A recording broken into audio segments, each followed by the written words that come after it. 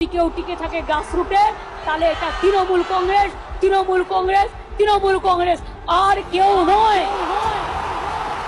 বাংলায় প্রয়োজন হলে আর একটা জাগরণ হবে, সেই জাগরণ আপনাদের করতে হবে। নেতাজি ইন্ডোর স্টেডিয়ামে মুখ্যমন্ত্রী মমতা বন্দ্যোপাধ্যায়ের নির্দেশের পর বিভিন্ন জেলায় বলছে ভুয়ো ভোটার কার্ডের সন্ধানে তল্লাশি। আজ আরামবাগ 16 নম্বর ওয়ার্ডে চেয়ারম্যান সমীর ভান্ডারীর নেতৃত্বে ও ওয়ার্ড সভাপতি সেলিম বাদশাহ, শেখ নিজাম এবং অন্যান্য তৃণমূল কর্মীদের সহযোগিতায় বাড়ি বাড়ি গিয়ে ভোটার লিস্ট চেক করা হয়। আমাদের সাংবাদিক শেখ নওশাদ হোসেনের মুখোমুখি হয়ে কি বললেন সমীর ভান্ডারী, কি বললেন ওয়ার্ড সভাপতি সেলিম বাদশাহ, শুনে নেব আমরা। খবরটি ভালো লাগলে অবশ্যই চ্যানেলটি ফলো ও খবরটি শেয়ার করে পাশে থাকবেন। আপনারা দেখছেন খবর আরামবাগ, যে কথা কেউ বলে না, আপনার পাশে, আপনার সাথে। এখানে আমরা ভুয়ো ভোটার আছে কিনা দেখতে এসেছি। তো কি দেখলেন? এখনো পর্যন্ত ভুয়ো ভোটার আমাদের নজরে আসেনি। মানুষকে সতর্ক করে এলাম যাতে সেরকম কিছু হলে আমাদের জানায়, আমরা তার ব্যবস্থা নেব। বিরোধী দলনেতা শুভেন্দু অধিকারী বলছেন যে যেমন ফিঙ্গারপ্রিন্টসে রেশনের মাল তোলা হয়, সেরকম ফিঙ্গারপ্রিন্টস দিয়েই ভোটের ব্যবস্থা করতে হবে, এই দাবি রেখেছেন নির্বাচন কমিশনের কাছে। কি বলবেন? দেখুন, বিভিন্নজন বিভিন্ন রকম উপদেশ দিতে পারেন। নির্বাচন কমিশনার তার নিজস্ব একটা মতামত আছে, তিনি সেইভাবেই সিদ্ধান্ত নেবেন। এখানে আমি একটা মতামত দিলে সেটাই যে তাকে গ্রহণ করতে হবে এমন তো কোনো কথা নেই। সেটা দেখা যায় ভবিষ্যতে কী হয়। দেখা গেছে যাদবপুর বিশ্ববিদ্যালয়ে শিক্ষামন্ত্রীর ওপর গাড়ির ওপর হামলা হয়েছে, এমনকি তাকে এসএসকেএমে যে চিকিৎসা করাতে হয়েছে, এ ব্যাপারে কি বলবেন? দেখুন, এটা সিপিএমের কালচার।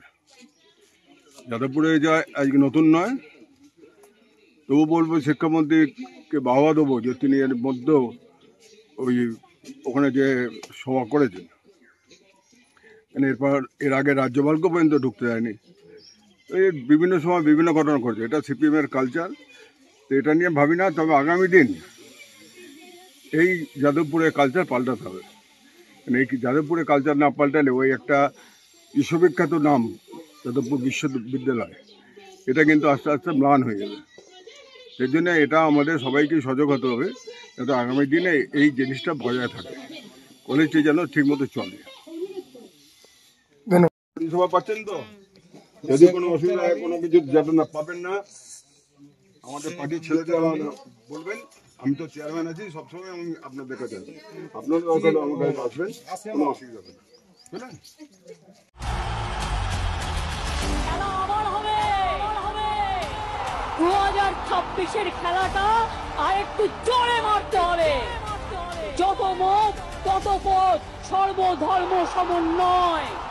এবারে জামানত জব্দ করার পালা, আর মিথ্যের কাছে আত্মসমর্পণ নয়। আর বাংলার মাকে এগিয়ে যেতে দিন, মাথায় রাখবেন এটা challenge, it's a challenge. Will you accept that challenge? আর একটাই শপথ, বাংলাকে রক্ষা করতে হবে, তৃণমূলকে রক্ষা করতে হবে, মামাটি মানুষকে রক্ষা করতে। আমাদের মহারাষ্ট্রে বা আমাদের হচ্ছে হরিয়ানায় যেভাবে বাইরে থেকে ভোটার ঢুকিয়ে বিজেপি করলো, সেই জিনিসটা না ঘটে। আমরা তো রেগুলারই কাটিয়ে দিচ্ছি।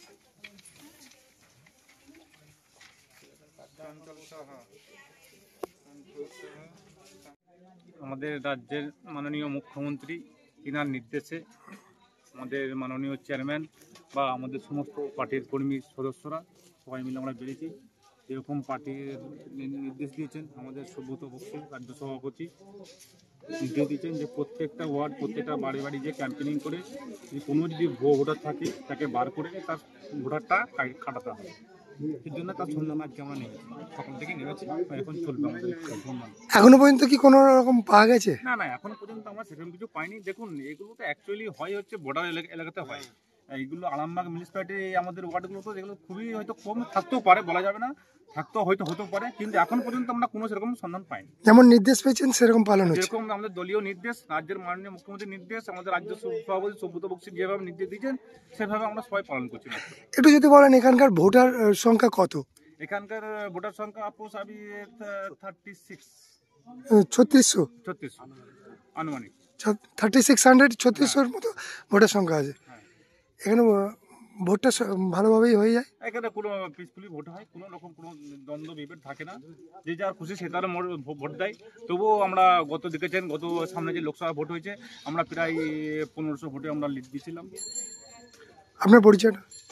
আমি 16 নম্বর ওয়ার্ডের ওয়ার্ড সভাপতি, আমার নাম শেখ সেলিম বাদশা। নার্সিং হোম, এখানে অভিজ্ঞ ডাক্তার দ্বারা normal, caesar, high risk pregnancy, delivery সহ সমস্ত অপারেশন সুলভে করা হয়। Doctor Kalidas Ghosh MBBS, MD gynae, DNB, FICOG, অভিজ্ঞ প্রসূতি ও স্ত্রীরোগ বিশেষজ্ঞ, কোর্ট রোড, আরামবাগ বাস স্ট্যান্ডের সন্নিকটে। যোগাযোগ নম্বর 7384893374 অথবা 9153144650 অথবা 7001653381।